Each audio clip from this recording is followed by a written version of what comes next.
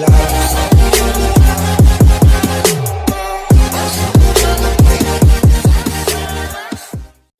students, how are you? Hope all of you are fit and fine at your home. In our last topic we will discuss about the reactions of acid and base with different type of reagents. Today we will discuss about pH. What is pH? What is pH scale? Let's start our topic. pH. What is pH? तो बेटा universal indicator, olfactory indicators, natural indicators, जितने भी indicators थे हमारे, हम उनसे क्या बता सकते हैं कि कोई गिवन कंपाउंड एसिड है या बेस है। तो हम सिर्फ ये चीज़ें बता सकते हैं कि ये गिवन कंपाउंड एसिड है, ये गिवन कंपाउंड बेस है, लेकिन हम ये नहीं बता सकते कि कौन सा कंपाउंड स्ट्रॉन्ग एसिड है और कौन सा उनमें से गिवन जो कंपाउंड है वो वीक एसिड है, कौन सा स्ट्रॉन्ग बेस है, कौन सा वीक बेस है, यानी हम उसकी पावर को नहीं बता सकते। पीएच का जर्मन वर्ड है जो पीएच है, इसका मतलब होता है बेटा पोटेंस। पोटेंस का मतलब होता है पावर। तो ये जो पीएच है ये बताती है hydronium ion, H3O positive ion concentration, और यहाँ से भी आप क्या कर सकते हो, H positive ion concentration. Solution के अंदर H पॉजिटिव आयन की कंसंट्रेशन कितनी ज़्यादा है उसके अकॉर्डिंग हम क्या बता सकते हैं कि कोई गिवन कंपाउंड जो है वो स्ट्रॉन्ग एसिड है या वीक एसिड है।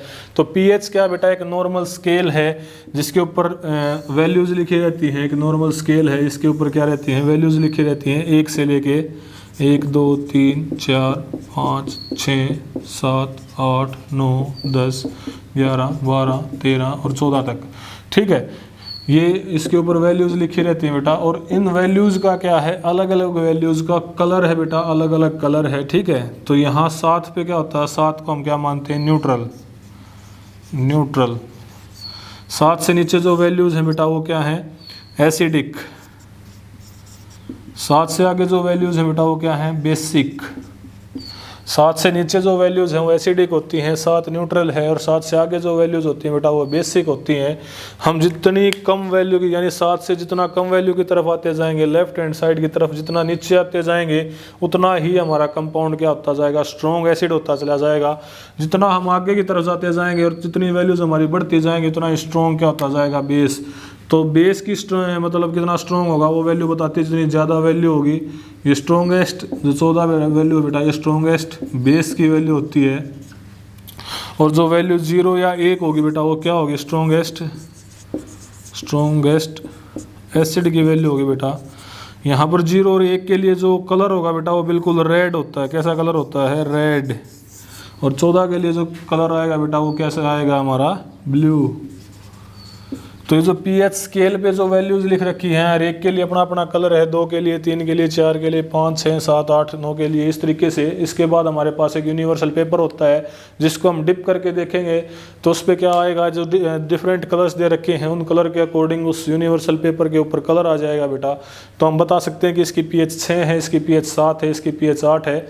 इस तरीके से क्या होगा, हम बता देंगे कि कौन कितना स्ट्रॉन्ग एसिड है। जिसकी पीएच जितनी कम होगी उतना ही क्या होगा, वो पीएच को आप ऐसे लिख सकते हैं, pH inversely proportional to hydronium ion concentration, और pH inversely proportional to H positive ion concentration. तो जितनी H पॉजिटिव आयन कंसंट्रेशन ज़्यादा होगी उतनी ही हमारी क्या होगी बेटा, पीएच कम होगी।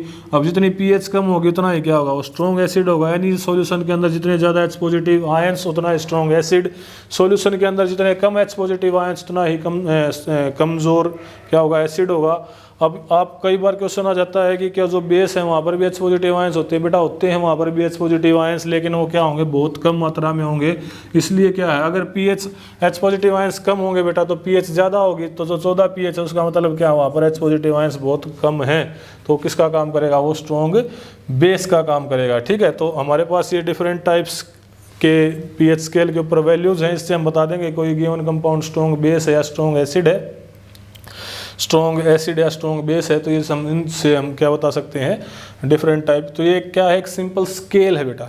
अब पीएच का जो स्केल है ये क्या है, एक सिंपल स्केल है जो एसिड और बेस के बारे में हमें बताता है, उनकी पावर के बारे में बताता है। अब इसका यूज़ क्या है, ठीक है ना, यूज़ क्या है।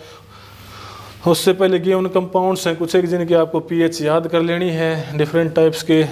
तो आपको पीएच याद करने के लिए बता देता हूँ, जो HCl है बेटा, HCl है, इसकी pH होती है 0 और 1। ठीक है, आपको याद रखनी है 0 और 1। NaOH इसकी pH होती है बेटा हमारे पास 14। ठीक है, माउथ में जो सलाइवा है, सलाइवा सॉरी बेटा, सलाइवा जो है इसकी pH होती है हमारे पास बिफोर मील, खाना खाने से पहले जो इसकी pH है 7.8। ठीक है, और आफ्टर मील सलाइवा इस पे लिख सकते हैं आप बिफोर मील, खाना खाने से पहले, और आफ्टर मील खाना खाने के बाद जो सलाइवा बेटा उसकी pH हो जाती है 5.8। टूथपेस्ट, टूथपेस्ट ये होती है बेटा 8 से 9 के बीच।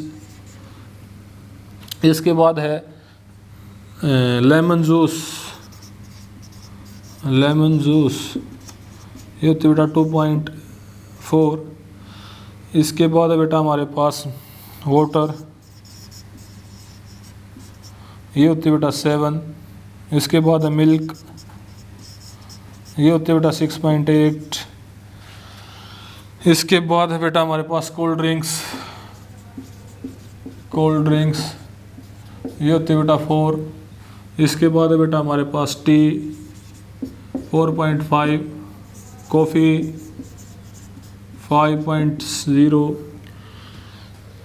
मिल्क, वाटर, लेमन जूस हो गया, टूथपेस्ट हो गया, सलाइवा हो गई, NaOH हो गया है। इसके बाद और भी कई चीज़ें हैं, जैसे कार्बोनेट्स हैं हमारे, सोडियम हाइड्रोजन कार्बोनेट, ये 9 से 10 होती है, बेकिंग सोडा जिसको बोलते हैं हम।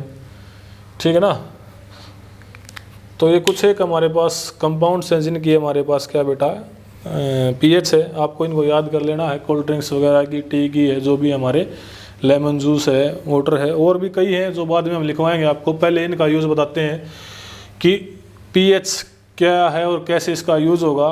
मैंने pH के बारे में बता दिया आपको कि pH क्या है, power of hydrogen ion concentration है, जिससे हम बता सकते हैं कि एसिड या बेस कितना स्ट्रॉन्ग है या कितना वीक है। तो pH का डेली लाइफ में एक ही एग्जांपल लेते हैं बेटा हम। pH का जो डेली लाइफ में एक एग्जांपल है टूथ डीके। टूथ डीके का क्या मतलब होता है बेटा? टूथ डीके का मतलब होता है दांत खराब हो जाना। तो मैंने अभी अभी आपको बताया है, हमारे जो दांत होते हैं बेटा, इनका इनेमल जो हार्डेस्ट सब्सटेंस है पृथ्वी के ऊपर या अर्थ के ऊपर, जो हार्डेस्ट सब्सटेंस है इनेमल, कैल्शियम फॉस्फेट का बना होता है बेटा, कैल्शियम फॉस्फेट।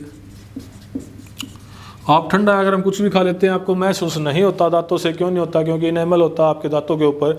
टूथ डीके आपको बताया था, खाना खाने से पहले आपकी pH क्या थी, 7.8, और खाना खाने के बाद आपकी pH क्या होगी बेटा, 5.8।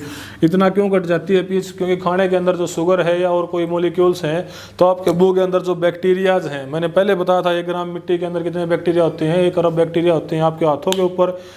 और आपके मुंह के अंदर तो दुनिया भर के करोड़ों अलग अलग टाइप के बैक्टीरियाज हैं। वो बैक्टीरियाज क्या करते हैं बेटा, शुगर को डिजोल्व कर देते हैं और उसको कैसे एसिड, उसको कन्वर्ट कर देते हैं बेटा अल्कोहल में। अल्कोहल क्या हो जाता है बाद में, जो हम सांस लेते हैं बेटा, इसकी वजह से एल्डिहाइड और एसिड में कन्वर्ट हो जाता है। वो एसिड क्या कर देगा बेटा, आपका एसिड क्या कर देगा, जो माउथ की pH है उसको 5.8 पे ले आया।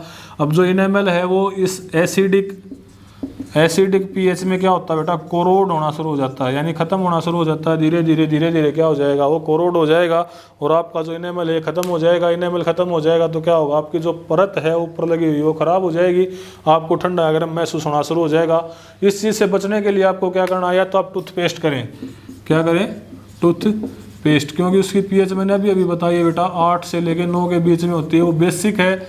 एसिड और बेस जब आपस में मिल जाएंगे तो क्या हो जाएंगे, न्यूट्रलाइज हो जाएंगे। तो ये जो एसिडिक कंडीशंस हैं ख़त्म हो जाएंगी। या आप क्या करें, खाना खाने के बाद आपका जो माउथ है उसको थ्रो रिंस करें, अच्छे तरीके से रिंस करेंगे तो क्या होगा, तब भी आपका टूथ डीके से आप बच सकते हैं। ये था हमारा बेटा आज का जो भी हमने पढ़ना था। इसके बाद जितनी भी इसकी एप्लीकेशंस बच गई हैं वो हम अगले वीडियो में पढ़ेंगे। यहाँ तक उम्मीद करता हूँ आप सभी को समझ में आया होगा। कोई डाउट है तो जूम ऑनलाइन क्लास पे आप वो डाउट आपका क्लियर करवा सकते हैं। थैंक यू बेटा।